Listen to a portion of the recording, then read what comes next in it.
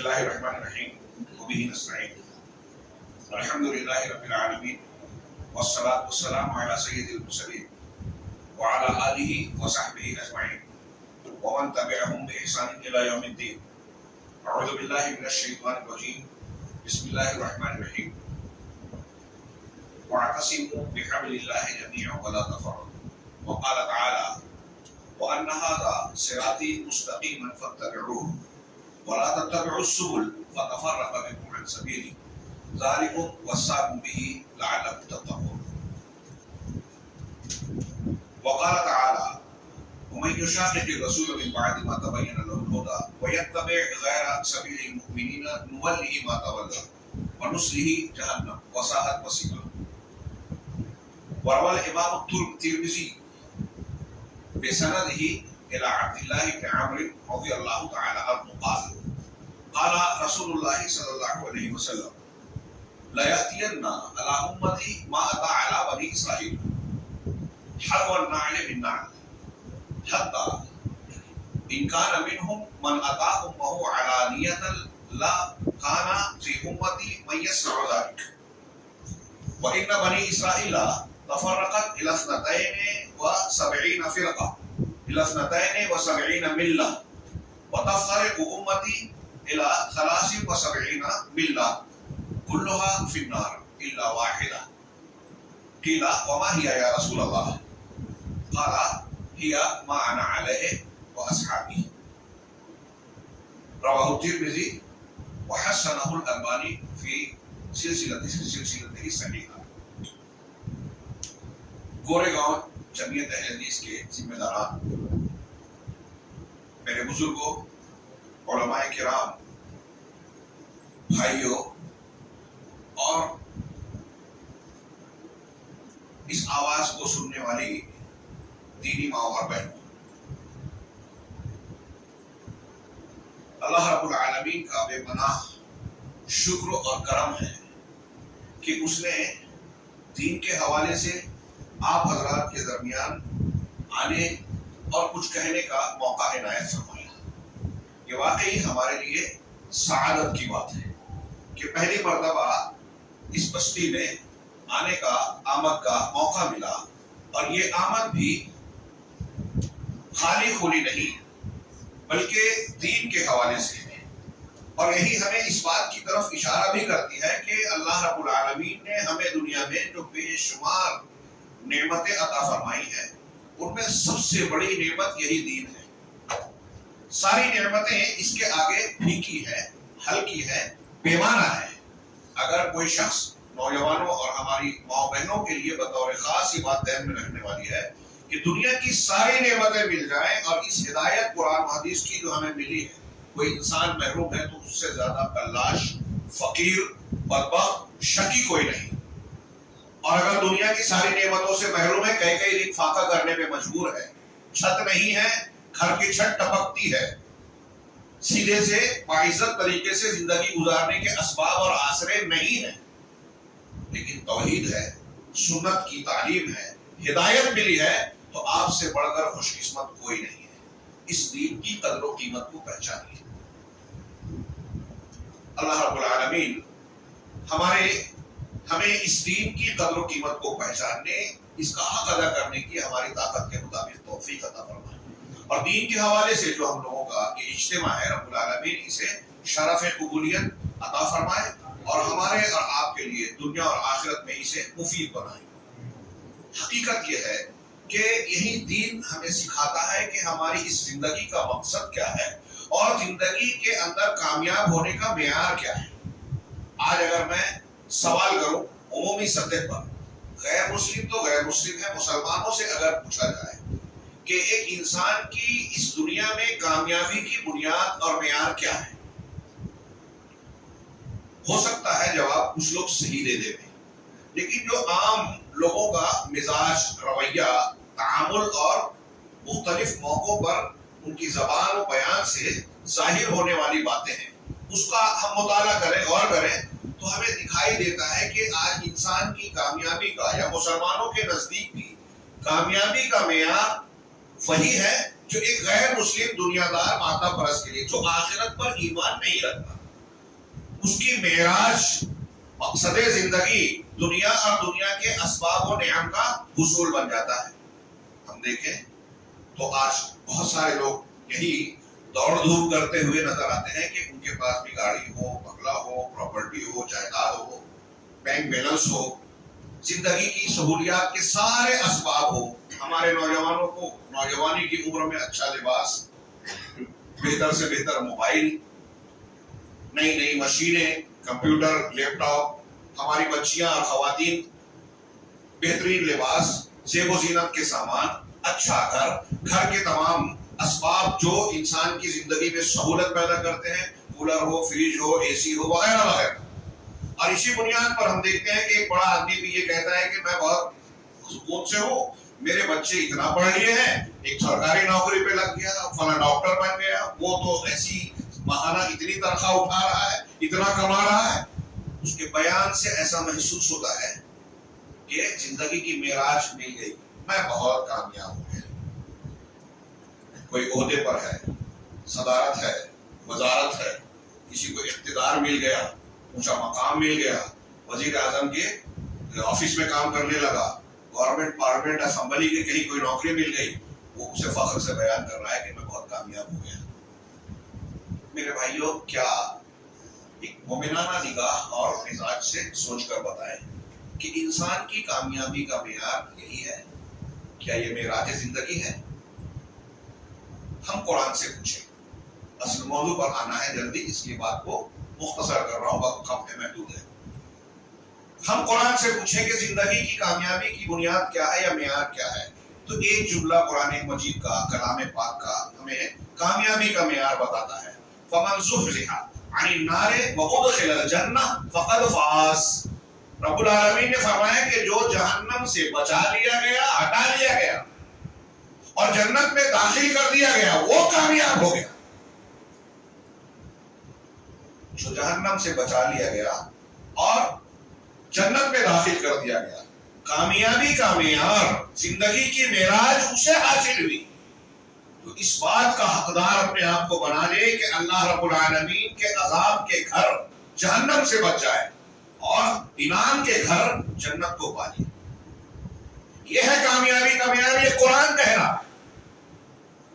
لیکن ہم اسے سنتے ہیں، بیان کرتے ہیں.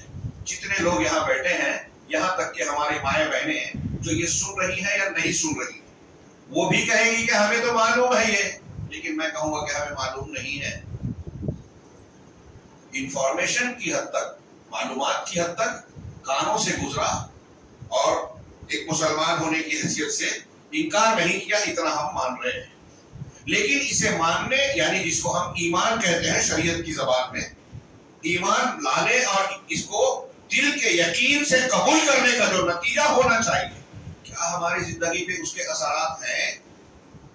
ابھی شیخ ابو حسان صاحب پہلے خطاب میں حجاب اور پردے کی فضیلت، اہمیت، تاکیدات اور اس کے کچھ نقصانات، اختیار نہ کرنے کے نتائج اور حالات کی طرف کچھ اشارے کر رہے تھے. ایسے اشارے جو ہماری غیرت کو چیلنج کر رہے ہیں، ایسے اشارے جو ہمارے گھروں میں اسلامی تربیت کے کا منہ چڑھا رہے ہیں. ہماری بچی کا ایک واقعہ بیان کیا، کل شیخ جنید خبر پڑھ کر سنا رہے تھے کہ ایک مسلمان لڑکی گھر سے چلی گئی، کچھ دنوں بعد پولیس اسٹیشن سے ماں باپ کو فون آتا ہے کہ آپ کی بچی آئی ہے، اور وہ ماں باپ سے برملا کہہ رہی ہے کہ میں نے تم کو اور تمہارے دین کو چھوڑ دیا، فلاں سے شادی کر دی. ایک مسلمان ماں باپ سے ان کی بچی پولیس اسٹیشن میں کہہ رہی ہے، اور یہ کوئی ایک قصہ نہیں ہے، ایک واقعہ ہے شذوذ یا استثناء والا. ہاں، چند مہینوں پہلے بمبئی کی خبر تھی کہ صرف ایک مہینے میں 35 مسلم لڑکیوں کا ایسا معاملہ ہوا. شیخ بیان کر رہے تھے، آپ سن رہے تھے. میں نہیں سمجھتا کہ یہاں موجود لوگوں میں سے بہت سارے لوگ شیخ کی بیان کردہ آیتیں اور حدیثیں جو وہ جوڑ رہے تھے ہم نہیں جانتے. جانتے ہیں، ہماری مائیں بہنیں نہیں جانتی، جانتی ہیں، لیکن ہم اور وہ کیا مانتے ہیں؟ یہ سننا ان کو برا لگتا ہے، ناگوار محسوس ہوتا ہے، اور بعض مرتبہ موقع ملتا ہے تو اس کا مذاق اڑاتے ہیں، کیا وہی حجاب کی باتیں، پرانی باتیں، کچھ اعتراضات نہ کر کے کہ دل کا پردہ ہوتا ہے اور دل میں یقین ہوتا ہے، وغیرہ وغیرہ. کہنا یہ چاہ رہا ہوں کہ یہ صورتحال کیوں پیدا ہوئی. یہ اس لیے پیدا ہوئی، مولانا جنید صاحب بدامنی اور سکون دونوں کے اسباب بیان کر رہے تھے، اور ہم پریکٹیکل لائف میں مظاہرہ کر رہے ہیں کہ یہ چیزیں جو ہماری بنیادی تعلیمات کا حصہ ہے، توحید، ایمان، توبہ، استغفار، گناہوں سے دوری اختیار کرنا، تقوی اور پرہیزگاری، ہر رمضان کا روزہ، ہر نماز، ہر دینی عبادت ہمیں اس سبق کو تازہ کرنے کا جو ہے پیغام دیتی ہے. لیکن ہمارے سماج اور معاشرے میں گناہ ہے، توبہ استغفار نہیں ہے، شرک ہے، توحید کی کمزوری ہے، بدعت و خرافات ہے، سنت کا انتہائی کمزور پہلو ہے. خواتین کا معاملہ بے حجابی، فحاشی کی طرف بڑھ رہا ہے. ہر قسم کے فتنے نے سر اٹھایا ہوا ہے، شہوات کے فتنے اور شبہات کے فتنے ہر ایک کو اپنی لپیٹ میں لیے ہوئے ہیں، اور قوم کو، لوگوں کو جو ہے تباہی کے دہانے پر لا کھڑا کیا. آخرت کی جہنم سے پہلے دنیا کے گھر میں، ہمارے گھروں اور بستیوں میں جہنم کے مناظر دکھائی دے رہے ہیں. بدامنی بے شکری نظر آ رہی ہے. اللہ کے مختلف عذاب ہمارا تعاقب کر رہے ہیں. بے چینی ہے، بے روزگاری ہے، آپس کے جھگڑے ہیں. کون سی مصیبت نہیں ہے جس نے ہم کو بے چین اور نہیں کر رکھا ہے، بدامنی کا شکار نہیں بنا رکھا ہے. یہ ساری تعلیمات جو آپ نے سنی میرے موضوع سے الگ نہیں ہے، جڑی ہوئی ہے. ہمارے موضوع کی جو بنیاد ہے وہ یہی ہے کہ کامیابی کا معیار، نجات کا معیار ہم کیا مانتے ہیں. ہم نے اس کو معیار مانا ہی نہیں جو قرآن نے بتایا. قرآن نے جس کو معیار بتایا، جب صحابہ کرام نے اسے قبول کیا، تو وقت کی قلت کی وجہ سے میں صرف 2 اشارے کروں گا. عمر بن خطاب رضی اللہ تعالیٰ عنہ کی شخصیت کو ہم جانتے ہیں. بارہا زبان رسالت صلی اللہ علیہ وسلم سے جنت کی بشارتیں سنی تھی، لیکن آپ دیکھیں گے کہ کئی مقامات پر حضرت حذیفہ سے اور دوسرے واقعات میں وہ کہتے تھے کہ مجھے ڈر لگتا ہے کہ کہیں اللہ کے رسول صلی اللہ علیہ وسلم نے مجھے منافقین میں شمار تو نہیں کیا. کون؟ عمر فاروق. ان کی فضیلتیں کیا ہیں مجھے سمجھتا ہوں بیان کرنے کی ضرورت نہیں. امت میں نبی صلی اللہ علیہ وسلم کے بعد ابوبکر صدیق اور عمر کے بعد عمر بن خطاب رضی اللہ عنہ کا مقام ہے. تمام اہل سنت والجماعت کا اتفاق. وہ ڈرتے تھے کہ کہیں میں منافقین میں تو نہیں ہے نا. تو حذیفہ سے پوچھا کہ بتاؤ میں بھی تو منافقین میں مجھے بھی اللہ کے رسول نے نہیں گنایا. واقعات کو نہیں بیان کر سکتا.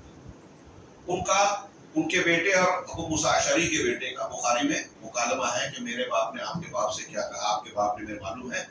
تو اس کا خلاصہ ہے، میں سمجھتا ہوں کہ آپ سن چکے ہوں گے کہ کیا ہم نے جو عمل کیے، نبی صلی اللہ علیہ وسلم کا ساتھ دیا، کیا اس پہ آپ مطمئن ہیں، کیا امید رکھتے ہیں. تو ابو موسیٰ اشعری نے میرے باپ سے کہا کہ ہاں میں مطمئن ہوں، انشاءاللہ اللہ ہم کو نجات دے گا، اور ایسی ایسی ہم امید رکھتے ہیں کہ ہم نے نمازیں پڑھی، جہاد کیا، یہ کیا، یہ کیا. عمر فاروق کہہ رہے ہیں کہ مجھے تو ڈر ہے. آپ بھی کہہ رہے ہیں لیکن مجھے ڈر ہے کہ دنیا میں ہم کو اتنا سب کچھ مل گیا. میں اس بات سے ڈرتا ہوں کہ کہیں قیامت کے دن رب العالمین میری پکڑ نہ کر لے، کوئی سوال نہ کر لے. اگر اللہ رب العالمین مجھے جنت نہ دے لیکن مجھے جہنم سے آزاد کر دے، میں یہ چاہتا ہوں. ایک دوسری روایت میں علامہ ابن رجب حنبلی نے سند کے ساتھ نقل کیا کہ حضرت عمر فاروق کہتے ہیں کہ قیامت کے دن اللہ کی طرف سے اگر یہ اعلان ہو کہ اللہ نے سارے انسانوں کی بخشش کر دی ہے ایک کو چھوڑ کر، تو مجھے یہ ڈر ہوا کہ وہ ایک میں تو نہیں. یہ قیامت کی جہنم سے بچنا جہنم پر ایمان رکھنے کے ساتھ ہوگا. ہم لوگ اسے مذاق سمجھتے ہیں، سن لیا بھول گئے. ان لوگوں نے اس کو یقین کے درجے میں لیا تھا کہ اللہ نے جہنم بنائی ہے، انتہائی خطرناک ہے، وہ معمولی نہیں ہے. اس کی آگ دنیا کی آگ کی طرح نہیں ہے، اس سے 69 گنا زیادہ شدید ہے، 69 گنا زیادہ. وہ تارکول ڈابر سے زیادہ کالی ہے. وہاں آدمی اگر جہنم میں جائے گا تو ایسا نہیں ہے کہ جلتے جلتے جلنے کی عادت پڑ جائے گی، جلتے ہوئے احساس کم ہو جائے گا، بلکہ جب بھی چمڑیاں اور کھالیں جھلس جائے گی اللہ نئی چمڑیاں کھالیں پیدا کر دے گا. قرآن نے بار بار کہا کہ تاکہ وہ ان کے عذاب کا مزہ چکھے. کلما نضجت جلودہم بدلناہم جلودا غیرہا لیذوقوا العذاب. اور ہم سورہ برنامہ میں کہا کہ ہم عذاب کے سوا ان کے اندر کسی چیز کا اضافہ نہیں کریں گے. بعض سلف نے کہا کہ اس سے زیادہ بھیانک سختی وعید والی آیت کوئی اور نہیں ہے. جہنم میں جہنمیوں کو دن بدن عذاب اور شدت و تکلیف میں اضافہ ہوگا، کمی نہیں ہوگی. وہاں سے بھاگ نہیں سکیں گے. موت کو پکاریں گے موت نہیں آئے گی. قرآن نے کہا کہ وَيَأْتِيهِ الْمَوْتُ مِنْ كُلِّ مَكَانٍ, ہر طرف سے موت آئے گی. اہل علم نے کہا کہ صرف دائیں بائیں سے نہیں, اوپر نیچے سے نہیں, ایک ایک جسم کے انگلیوں کے ایک ایک کور سے, بال کے ایک ایک سوراخ سے, جس کو ہم مسامات کہتے ہیں, ہر جگہ سے موت آئے گی. لیکن وہ موت مرے گا نہیں. ایسی اس جہنم کو جب صحابہ نے مانا تو انہوں نے قرآن کے معیار کو بتایا کہ کامیاب وہ انسان ہے جو اس جہنم سے اپنے آپ کو بچا لے. اور جنت تو اللہ کے انعام کا گھر, جس کا سب سے ہلکا جنتی, سب سے ہلکا, جس کا لمبا واقعہ صحیح مسلم میں ہے, موضوع سے ہٹ جاؤ گا, لمبا وقت ہو جائے گا. اس کے آخری جملہ کے جنت میں سب سے آخری میں جہنم سے نکلنے کے بعد جب وہ بہت بعد میں پہنچے گا تو داخل ہونے کے بعد وہ کہے گا کہ رب العالمین نے مجھے جو دیا ہے وہ پوری کائنات میں کسی کو نہیں دیا. سب سے ہلکا جنتی یہ کہے گا. اور سب سے ہلکا جہنمی بخاری مسلم کی حدیثوں میں ہے کہ جس کے پیروں میں وہ جو آگ کی جوتیاں یا انگارے رکھے جائیں گے اور اس کی وجہ سے اس کے دماغ کی ہڈیاں کھولے گی تو وہ کہے گا کہ میں سب سے, وہ سمجھے گا کہ میں جہنم میں سب سے سخت عذاب دیا جا رہا ہوں, سب سے سخت عذاب دیا جا رہا ہوں. حالانکہ وہ حدیث نے کہا وَهُوَ أَهْوَنُ النَّاسِ عَذَابًا, وہ سب سے ہلکے عذاب والا ہوگا. میں نے نصوص پیش نہیں کیے یہ وقت کی قلت دیکھ کر, اور یہ میں نے جیسا کہ عرض کیا کہ یہ میرے اصل موضوع سے بہت جڑا ہوا درس ہے یا باتیں ہیں جو میں نے بیان کی. اب آپ اسے سامنے رکھیے کہ ہمارے نزدیک کامیابی کا اصل معیار کیا ہے. جہنم سے بچنا, جنت کا حصول. جہنم سے بچنا بہت بہت بہت اہم اور ضروری ہے ہم کو, اپنے آپ کے لیے, اپنے گھر والوں کے لیے. زندگی کے سارے معاملات میں ہم جتنا سنجیدہ ہوتے ہیں, کوئی بڑے سے بڑا معاملہ ہو جس میں ہم بہت ٹینشن لیتے ہیں کہ اس میں کامیاب ہونا چاہیے, یہ محنت کرنی چاہیے وغیرہ وغیرہ, ان سب سے زیادہ ہمیں سنجیدگی اس بات میں اختیار کرنا چاہیے کہ ہم جہنم سے بچ جائیں. ہمارے بھائی بہن, ہمارے بیوی بچے یہ جہنم سے بچ جائیں. قُوْا أَنفُسَكُمْ وَأَهْلِيكُمْ نَارًا, رب العالمین کے الفاظ ہمیں پکار رہے ہیں, جھنجھوڑ رہے ہیں کہ اپنے آپ کو اور اپنے اہل و عیال کو جہنم کی آگ سے بچاؤ. اب ہم نے یہ پکار سن لی, جہنم کو سمجھ لیا کہ اتنی بھیانک جگہ ہے, وہاں سے آدمی بچ اور بھاگ نہیں سکتا, اس کے عذاب کو جھیل نہیں سکتا, اس کا دنیا میں ہم تصور نہیں کر سکتے. اگر اسے ہم مانیں گے تو ہمارے لیے سب سے بڑا مسئلہ اس دنیا کے اندر ایک مومن بندے کے نزدیک سب سے بڑا مسئلہ یہ ہے کہ اپنے آپ کو جہنم سے بچائیں. جو جہنم میں گیا وہ ہلاک ہو گیا, ناکامیاب ہو گیا. دنیا میں کروڑ پتی, پوری دنیا کے آپ مالک بن جاؤ, ایک بستی گورے گاؤں, یہ بدلا پور, امبرناتھ, یہ فلاں اور فلاں, یہ نہیں, پوری دنیا کے مالک بن جاؤ تو مرنا ہی ہے, کیا فائدہ, یہ تو چھوٹ نہیں ہے. جہنم میں جو چلا گیا وہ ناکام, جہنم میں جو, جنت میں جو داخل ہو گیا وہ کامیاب. قرآن کہہ رہا ہے.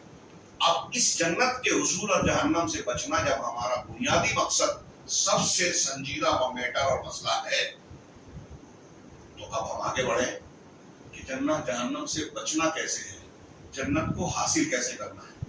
تو ہمیں رب العالمین کی طرف سے یہ بھرپور انتظام نظر آتا ہے کہ اس نے ہماری ہدایت کا, جنت میں داخل ہونے یا جنت تک پہنچنے کا بڑا بھرپور انتظام کیا, کوئی کمی نہیں چھوڑی. نبیوں کو مبعوث کیا جس کی آخری کڑی جناب محمد رسول اللہ, کتابیں نازل کی جس کی آخری کڑی قرآن مجید, اس کو نازل کرنے کے بعد کہا کہ اب کوئی نبی کوئی کتاب آنے والی نہیں, قیامت تک یہ ہدایت. نبی صلی اللہ علیہ وسلم نے اعلان کر دیا تمہارے درمیان یہ 2 چیزیں چھوڑے جا رہا ہوں, جب تک ان کو مضبوط پکڑے رہو گے کبھی گمراہ نہیں ہوگے. ایک دم کلیئر اور صاف بات. تو ہمارے اور آپ کے لیے سب سے اہم بات جنت کا حصول, جہنم سے بچاؤ, اپنے آپ کو بچانا. اور جہنم سے بچنے کے لیے قرآن اور حدیث نے بتایا کہ ان الدین عند اللہ الاسلام, اسلام کو بطور دین قبول کرنا ہے. لیکن اب جب ہم اس راستے پر قدم بڑھاتے ہیں تو ہمیں یہ دکھائی دیتا ہے کہ دنیا کے بہت سارے مذاہب میں جہاں اسلام اکلوتا ایک مذہب ہے جو اللہ کی توحید, ایمان کی طرف دعوت دیتا ہے, ہر قسم کے شرک اور کفر سے بچاتا ہے, وہیں ہم دیکھتے ہیں کہ مسلمان کہلانے والوں کے درمیان بہت سارے فرقے, بہت سارے مناہج, بہت سارے طریقے رائج ہیں. بنیادی سوال یہ بنا کہ ان میں سے کون سا راستہ ہمارے لیے لائق قبول ہے, لائق عمل ہے, کس پر چلتے ہوئے ہم جنت پائیں گے. مجھے یہ عنوان دیا گیا 73 فرقے، نجات کون پانے والا؟ یہ کوئی چھوٹا موٹا سوال نہیں ہے، حیرت کی بات ہوتی ہے، حیرت محسوس ہوتی ہے کہ جب یہ اس موضوع پر گفتگو کی جاتی ہے جو قرآن و حدیث میں مذکور ہے، بیان کیا گیا ہے بہت واضح اور کلیئر انداز میں، اس پر کچھ لوگوں کو بڑا اعتراض ہوتا ہے، ارے یہ اختلافی مسئلہ چل رہا ہے۔ نبی صلی اللہ علیہ وسلم نے جو خطرات بیان کیے ہیں، جن چیزوں سے ڈرایا ہے، ان چیزوں کو نقل کرنا ہمارے لیے فائدے مند ہے یا نقصان دہ ہے؟ اس سے خاموشی کر رہے ہیں۔ نبی اور اللہ نے جس چیز کو بیان کیا وہ ہماری ضرورت ہے، ہمارے فائدے کے لیے ہے۔ اب اگر آپ اس سے آنکھیں بند کر کے خطرات کو فراموش کر دو گے تو کیا اپنے آپ کو بچا لو گے؟ اللہ کے نبی صلی اللہ علیہ وسلم کی یہ حدیث جو عنوان سے جڑی ہوئی ہے، اس میں یہ حدیث جو ہے متعدد طرق سے مروی ہے۔ میں نے ان میں سے ایک ترمذی کی روایت کے الفاظ آپ کے سامنے پڑھے تقریر کے آغاز میں کہ امام ترمذی نے اپنی سند کے ساتھ عبداللہ بن عمرو رضی اللہ تعالیٰ عنہ سے روایت کیا کہ اللہ کے رسول صلی اللہ علیہ وسلم نے فرمایا لَيَأْتِيَنَّ عَلَىٰ أُمَّتِي مَا أَتَىٰ عَلَىٰ بَنِي إِسرَائِيلَ، کہ میری امت پر ضرور وہ حالت آئے گی جو بنی اسرائیل پر آئی۔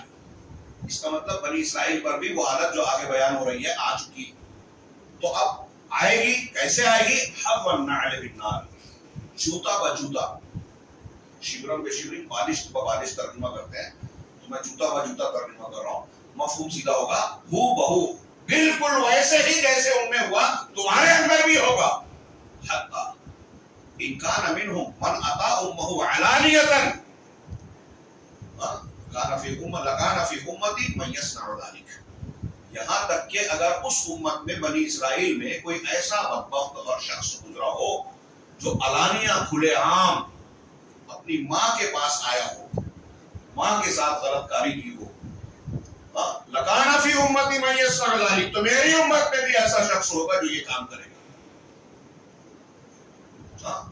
نبی صلی اللہ علیہ وسلم بتا رہے ہیں اللہ تبارک و تعالیٰ کی طرف سے وحی ہے آپ کی ہر بات، یہ ہم اور آپ جانتے ہیں، اور آپ کی بات جو ثابت ہے صحت سند کے ساتھ وہ غلط نہیں ہو سکتی۔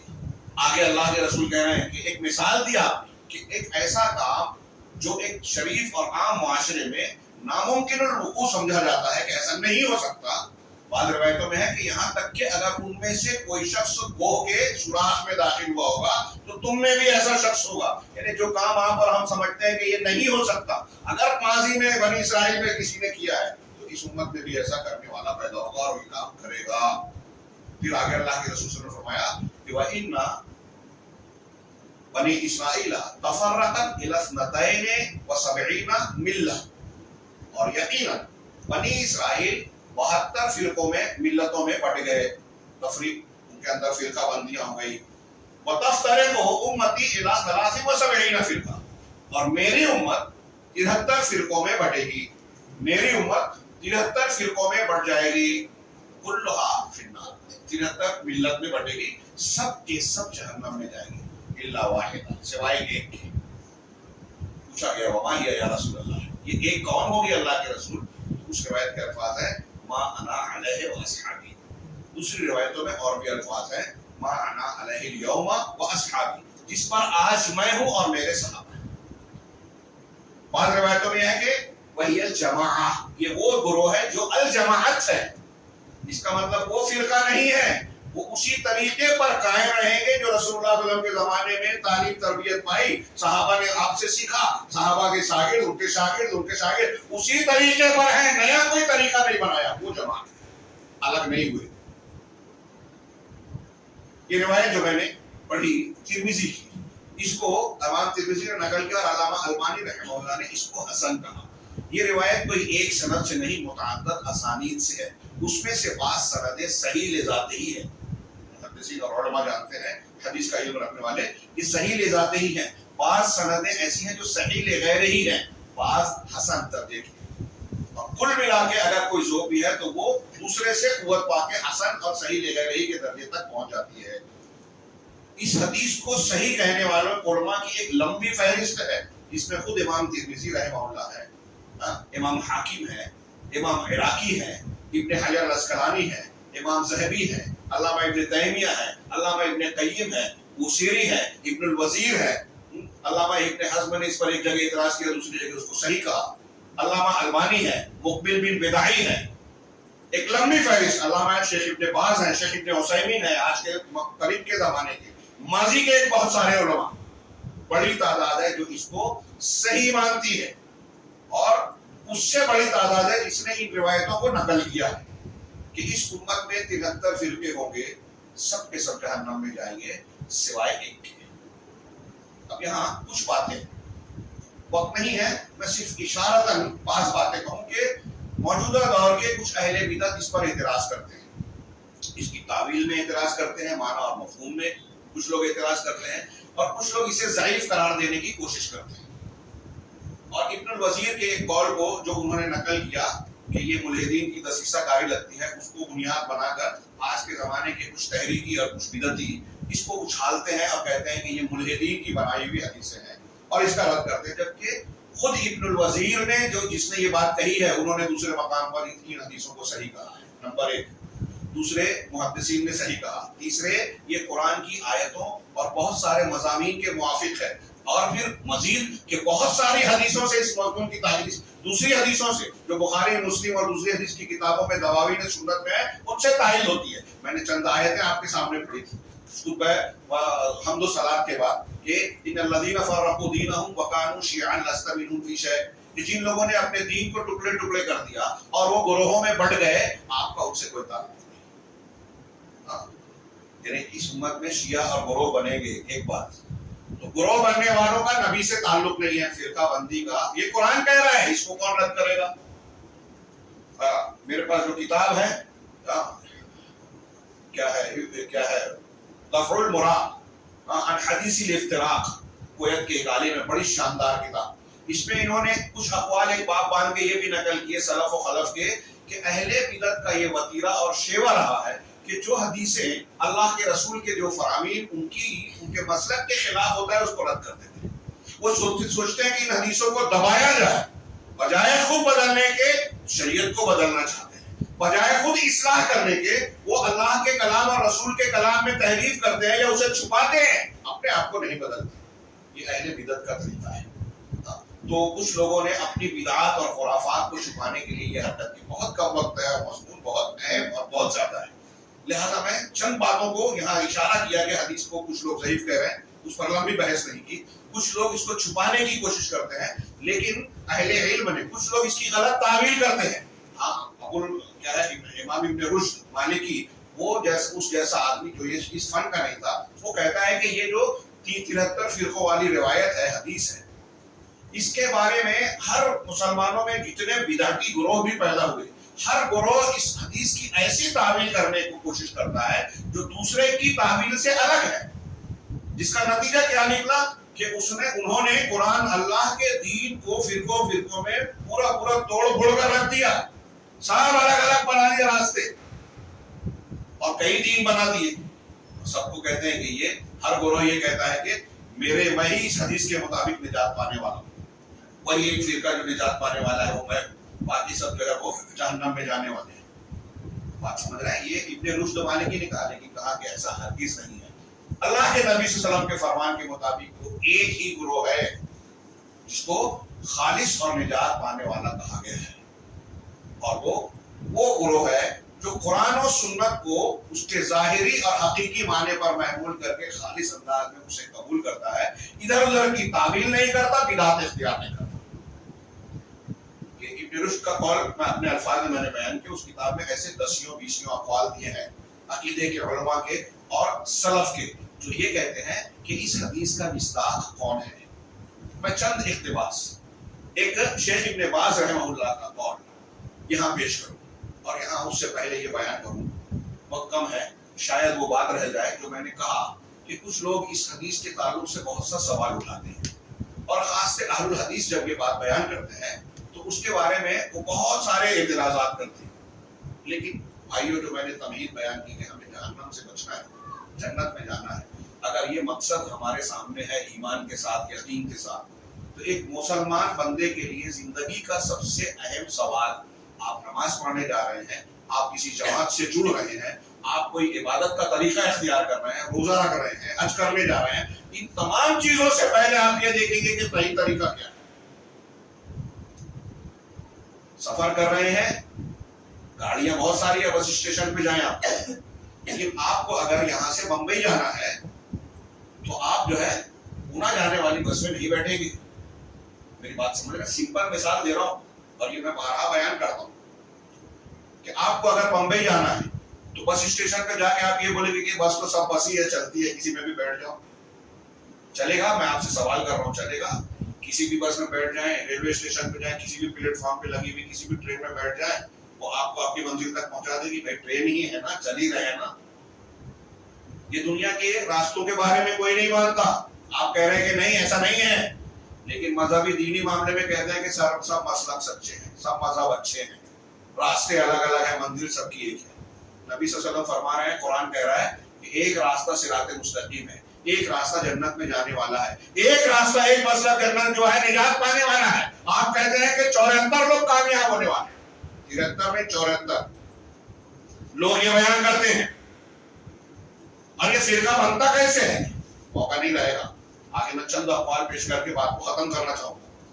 ہاں کہ اللہ کے نبی صلی اللہ علیہ وسلم کی جو پیش کی ہوئی جو تعلیمات ہے نا، قرآن اور حدیث، یہ دونوں پکڑے رہو گے تو کبھی گمراہ نہیں ہوگے۔ وَاعْتَصِمُوا بِحَبْلِ اللَّهِ جَمِيعًا، قرآن کی آیت ہم نے پڑھی، اس سے بھی اس مضمون کی تائید ہو رہی ہے کہ سب مل کر اللہ کی رسی کو مضبوط پکڑو، سب مل کر۔ الگ الگ رسیاں پکڑو گے تو اللہ کی اس حکم پر عمل نہیں ہوا۔ وَلَا تَفَرَّقُوا، اور فرقہ فرقہ نہ بن جاؤ، مطلب اگر الگ الگ طریقے پہ گئے تو فرقہ فرقہ بنیں گے۔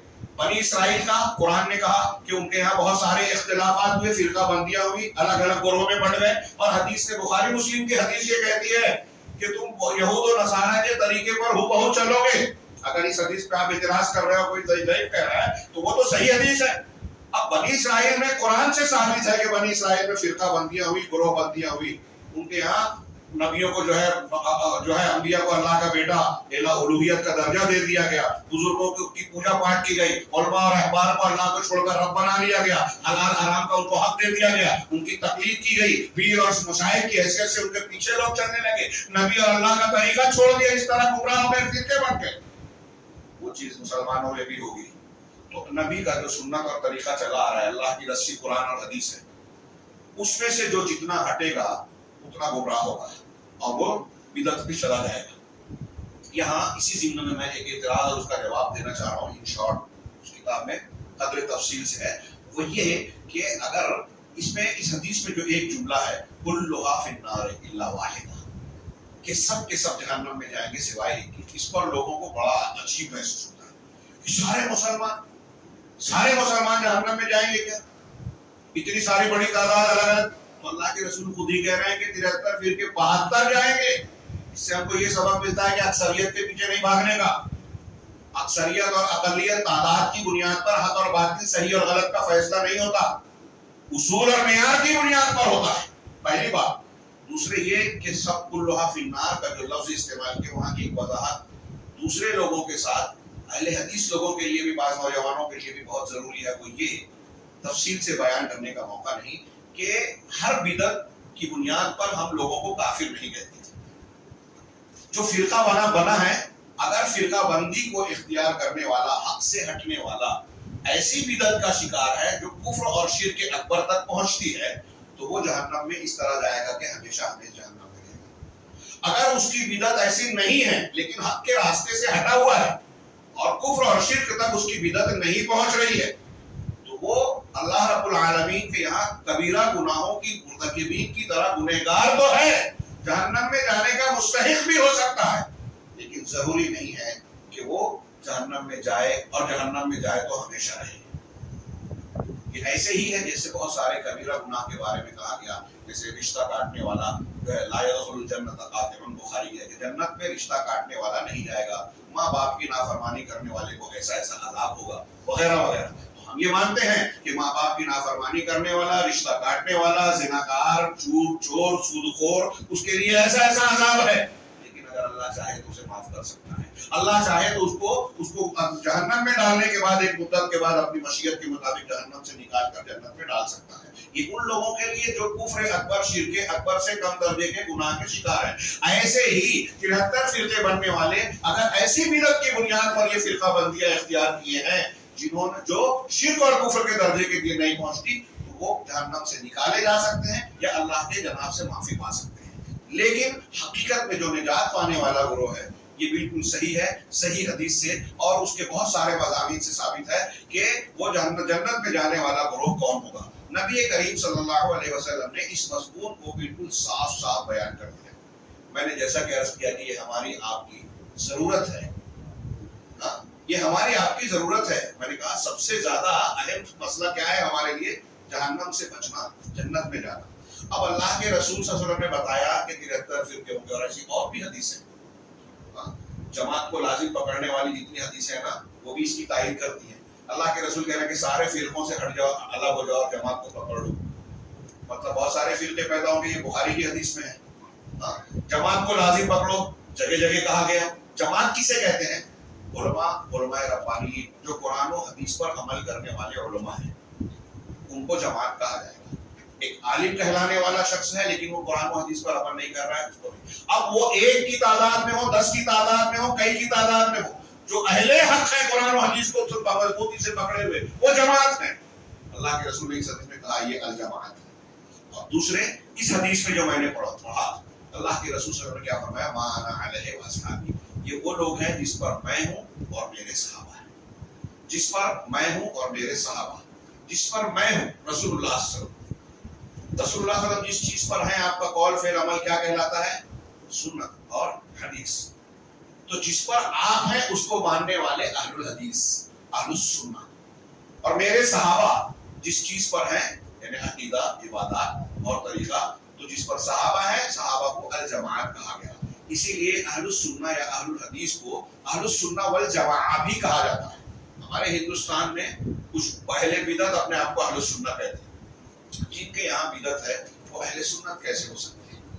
تو مختصراً اس حدیث کو سامنے رکھیے، ایک جملے میں اللہ کے نبی صلی اللہ علیہ وسلم نے ہمارے اور آپ کے سامنے جنت کے راستے کا وہ مسئلہ انتہائی آسانی سے پیش کر دیا ہے جسے لوگ حل کرنے میں، تلاش کرنے میں بڑی مصیبتوں کا شکار اپنے آپ کو کرتے ہیں، اور یہ کہتے ہیں کہ بڑا مشکل کام ہے، کون سا فرقہ حق پر ہے، کون سا صحیح ہے۔ نبی صلی اللہ علیہ وسلم فرمایا کہ یہ وہ ہے جس پر میں ہوں اور میرے صحابہ۔ قیامت تک کے لیے یہ اصول بن گیا کہ نبی صلی اللہ علیہ وسلم کا طریقہ اختیار کیا جائے اور صحابہ کا، عقیدے میں، عبادات میں، حلال حرام میں، اعمال میں، مسلک میں۔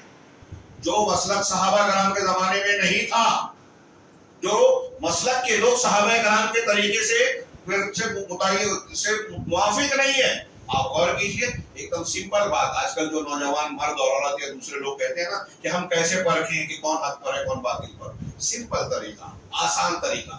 آپ دیکھیے کہ قرآن اور حدیث یہ ہے، یا کوئی مسلک کے لوگ ہیں، وہاں دیکھیے کہ کچھ چیزیں ایسی نظر آ رہی ہیں جو بدعت ہیں، جو اللہ اور اس کے رسول صلی اللہ علیہ وسلم کے بتائے ہوئے طریقے سے ہٹ کر ہیں۔ تو سمپل بات ہوگی، جب ان کے یہاں بدعت ہے تو جو بدعت اختیار کیا وہ رسول کے طریقے سے ہٹ گیا، جو بدعت اختیار کیا۔ اب روافض اللہ کی صفات کا انکار کرنے والے اہل تصوف صوفیہ، ان کے یہاں وحدت الوجود ہے جو قرآن حدیث کی توحید کے بالکل خلاف ہے۔ اہل تصوف کے یہاں، ہمارے ہندوستان پاکستان میں بڑی جڑیں مضبوط ہے، اس کی بڑے بڑے نام ہیں، الٹے سیدھے واقعات ہیں، بڑا ہوا میں اڑتے تھے، پانی پہ چلتے تھے، آگ میں بیٹھتے تھے، کرامت کھیلتے تھے، اس وضو سے وہ نماز پڑھتے تھے، اس سے وہ پڑھتے تھے۔ یہ ساری چیزیں بیان کر کے اہل بدعت یہ کوشش کرتے ہیں کہ اپنی عقیدت کی دکان چمکائیں اور اللہ کے رسول صلی اللہ علیہ وسلم کے مقابلے میں ان بزرگان کا نام لے کر ان کے نام پر بدعت کو فروغ دے، نبی صلی اللہ علیہ وسلم کے ہٹے ہوئے طریقے کو مقبول بنائے، شخصیات کو بڑا بنا کر ان کی عقیدت پیدا کر کے یہ کوشش کی جاتی ہے، شرک اور بدعت کی دکان کو چمکایا جاتا ہے اور عوام کو دھوکہ دیا جاتا ہے شخصیات کے نام پر۔ وہ ہوا میں اڑے پانی پہ چلے، یہ مت دیکھیے، یہ دیکھیے کہ کوئی بھی شخصیت ہو کتنی بڑی تھی، وہ نبی صلی اللہ علیہ وسلم کے طریقے پر، آپ کے مسلک پر، صحابہ کے مسلک پر ہے یا نہیں؟ وہی حق پر ہے۔ وقت نہیں ہے میں یہ 2-3 قول صرف پیش کروں۔ شیخ ابن باز رحمہ اللہ سے پوچھا گیا کہ یہ فرقہ ناجیہ کون ہے، تو کہا کہ یہ فرقہ نجات پانے والا گروہ وہ ہے جو حق پر اکٹھا ہوا۔ اس किस हक पर इकट्ठा हुआ? जो रसूल सल्लल्लाहु अलैहि वसल्लम लेकर आए, वस्तकामु अलैह, उसी पर कायम और बरकरार रहे, वसारू अला नहज रसूल, और रसूल के मनहज पर चले, वसारू व नहज अस्हाबी, और उसके असहाब के मनहज पर चले, वहुम अहलुस सुन्नह वल जमाअह, ये अहले सुन्नत वल जमाअत हैं, वहुम अहलुल हदीस शरीफ, और ये अहले हदीस शरीफ है, इन्हें अहले हदीस को हदीस शरीफ कहा, ये अहलुल हदीस हैं, अस्सलफियुन, जिनको सलफी भी कहा जाता है, ये सब अलकाब है। और ये अलकाब किस बुनियाद पर है? कोई इंतसाब नहीं शख्सियत और शहरों की तरफ, बल्कि अल्लाह ने कहा कुरान हदीस की जो अल्लाह ने नाजिल किया इत्तिबा करो, तो उसको मानने वाले, कुरान और हदीस को हदीस कहा जाता है तो उसको मानने वाले अहलुल हदीस है। तो कहा ये अहलुल हदीस है, सलफी है। अल्लाज़ीना ताबउ, कौन लोग हैं? जिन्होंने सलफ सालेह यानी सहाबा की पैरवी की, जो अल्लाह के रसूल ने कहा जो मेरे और मेरे सहाबा के तरीके पर हैं, वसारू अला नहजिहिम फिल अमल बिल कुरान व सुन्नह, और कुरान और सुन्नत पर अमल करने में उन्हीं सहाबा के तरीके पर चले, व कुल्लु फिरक़तिन तुखालिफु, और हर वो फिरका और गिरोह जो इनकी मुखालिफत करता है, इन अहलुल हदीस की मुखालिफत करता है, उसको जहन्नम की धमकी दी गई है। यहाँ शेख ने कई इस तरह की इबारत बयान की है जो मैं चाह रहा हूँ कि पेश करूँ, वो उसका मौका नहीं है। इमाम हाकिम रहमहुल्लाह ने जो है अहलुल हदीस के औसाफ और उनकी अहले के माना अलैहि अस्हाबी का मिसदाक बयान करते हुए कई सिफात बयान की, और ये बताया कि ये बिदअत के मुखालिफिन हैं, सुन्नत के मुवाफिकीन हैं, सहाबा के तरीके पे चलने वाले हैं, उनकी हर मामले में मुवाफकत करने वाले हैं। और फिर अल्लाह के रसूल सल्लल्लाहु अलैहि वसल्लम की हदीस नकल की कि अल्लाह के रसूल ने खुद फरमाया कि मेरी उम्मत का एक गिरोह हक पर कायम रहेगा क़यामत तक के लिए, मुखालिफिन उनको कुछ नुकसान नहीं पहुंचा सकेंगे, आजमाइश आएगी नुकसान नहीं पहुंचा सकेगी। फिर उसके फौरन बाद इमाम हाकिम ने इसी की तशरीह करते हुए रसूलुल्लाह सल्लल्लाहु अलैहि वसल्लम इमाम अहमद बिन हंबल का कौल नकल किया कि मुझसे पूछा गया कि ये जो हक पर कायम रहने वाला गिरोह मा अना अलैहि अस्हाबी का मिसदाक जन्नत में जाने वाला कौन सा गिरोह होगा? तो इमाम अहमद बिन हंबल ने जवाब दिया कि इन लम तकुन हादिहि ताइफतुल मंसूरा अस्हाबुल हदीस फला अदरी मन, अगर ये मदद पाने वाला, कामयाब होने वाला गिरोह अहलुल हदीस नहीं है तो मैं नहीं जानता कि वो कौन है। काजी अयाज कहते हैं कि इमाम अहमद का मतलब ये है कहने का कि यही अहले सुन्नत हैं, और ये वो लोग हैं कि जो अहलुल हदीस के मसलक को सही मानते हैं और उस पर चलते हैं। आजकल कुछ लोग धोखा देने के लिए कहते हैं कि इससे मुराद अहलुल हदीस से मुराद मुहद्दिसीन है। इमाम अहमद के इस कौल से कि अगर कामयाब होने वाला गिरोह अहलुल हदीस का नहीं है तो मैं नहीं जानता कि कौन है, ऐसी ही बात इब्न मदीनी ने कही, यही बात इमाम बुखारी ने कही, यही बात इमाम तिर्मिज़ी ने नकल की, यही बात अक्सर उलमाए मुहद्दिसीन कहते हैं, और ये इमाम हाकिम नकल कर रहे हैं। और फिर ये मुहद्दिसीन ने अक़वाल नकल किया कि इमाम अहमद ने जो बात कही है वो बिल्कुल सही है कि जिस शख्स ने अपनी जिंदगी में फैसल अल्लाह के रसूल की सुन्नत को बनाया और सुन्नत और कुरान को समझने के लिए सहाबाए कराम के तौर तरीकों को जो है अपने लिए नमूना और मेयार बनाया, वही अहले हक है। काश के मौका होता कुछ अक़वाल अल्लामा इब्न तैमिया के 2-3 इक़्तिबासात और कई इक़्तिबासात बहुत अहमियत के हामिल थे जो मैं पेश नहीं कर सका। मगरिब की अज़ान का वक्त हो रहा है। मैं ये अर्ज करूंगा कि आज आप पूरे जमीन पर देखेंगे कि बहुत सारे गिरोह हैं, जमातें हैं, तंजीमें हैं, नौजवान और दूसरे लोग कुछ चीजें चमक दमक की तादाद को देखकर, टीवी चैनल पे देखकर या कुछ दावों को सुनकर उनसे मुतासिर हो जाते हैं, उनके पीछे भागने लगते हैं। मेरे भाइयों, यहाँ ये चीजें मेयार नहीं है। बहुत अहम और बुनियादी सवाल है अपने आप को, अपने बाल बच्चों को सही रास्ते और हिदायत पर कायम रखने के लिए उनकी सही दीनी तरबियत की जाए और ये देखा जाए कि रुए जमीन पर ये हक किसके पास है। सिर्फ अभी आपने सुना कि सबसे बुनियादी दावत तमाम अंबिया की, नबी के की तौहीद है। आज तौहीद को इख्तियार करने वाले, अपनी दावत में अव्वलियत देने वाले, तौहीद की तरफ बुलाने वाले लोगों से डरे हुए हैं। लोग हमसे नाराज होते हैं। अगर उन्हें जमीन पर कोई गिरोह है अल्लाह के घर में पूरी जिम्मेदारी के साथ अला वजील बसीरा ये मैं दावा कर रहा हूँ कि अहलुल हदीस के अलावा कोई जमीन पर कोई गिरोह आज आपको नजर नहीं आएगा जो नबी के तरीके पर तौहीद की दावत देने वाला हो, जिनके यहाँ बिदात कम से कम मिलती हो। इसमें अक़वाल में बयान किया कि आप देखेंगे कि अहलुल हदीस कुरान और सुन्नत से दूसरों के मुकाबिल सबसे ज्यादा करीब है, और अहले बिदअत जैसे जैसे दूर होते जाते हैं वैसे वैसे फिरका बंदी और गुरोह बंदी का शिकार होते जाते हैं। तो कुरान में अल्लाह के रसूल ने हदीस में जो कहा कि 73 फिरके होंगे, 72 गुमराह होंगे, जहन्नम में जाने वाले। तो जो सुन्नत से, कुरान से जितना दूर होगा वो उतना ज्यादा गुमराही और उतना ज्यादा जन्नत के रास्ते से दूर होगा, और जो सुन्नत से जितना ज्यादा करीब होगा, नबी के तरीके से जितना करीब होगा, वो उतना ज्यादा निजात के रास्ते पर कायम होगा। और आज इस जमीन पर जैसा कि कदीम से लेकर आज तक ہم کہہ رہے ہیں کہ بدعت خرافات نئی نئی چیزیں یہ اہل تصوف ان کے بظاہر تزکیہ یہ تحریکی اور سیاسی اسلام پیش کرنے والے جو بڑے بڑے دعوے کرتے ہیں انصاف اور اسلامی حکومت اور اقامت دین والا دعویٰ کرتے ہیں ان کے طور طریقے اور عقیدے کا موازنہ آپ کیجیے قرآن و حدیث سے تو آپ پائیں گے کہ ان کے یہاں انحراف ہے بدعت ہے اللہ کے اسماء و صفات میں جو ہے بدعت و خرافات ہے اعمال میں بدعت و خرافات ہے عقائد میں خرابیاں پائی جاتی ہیں خالص توحید جن کے پاس ہے اتباع سنت کا بے میل اور بے شائبہ جو جذبہ جس کے یہاں پایا جاتا ہے وہ اہل الحدیث ہے یہی لوگ اس حدیث کے مصداق ہیں کہ امت کے 73 فرقے ہوں گے نجات یافتہ وہ گروہ ہوگا جو قرآن و سنت پر اللہ کے نبی صلی اللہ علیہ وسلم اور صحابہ کرام کے طریقے پر منہج پر آئے اللہ تعالیٰ ہمیں حق کو حق کی طرح سمجھنے اور اسے قبول کرنے کی توفیق عطا فرمائے باطل کو غلط چیزوں کو باطل کی شکل میں دکھائے اور ان سے بچنے کی توفیق عطا فرمائے آخر دعوانا الحمدللہ رب العالمین السلام علیکم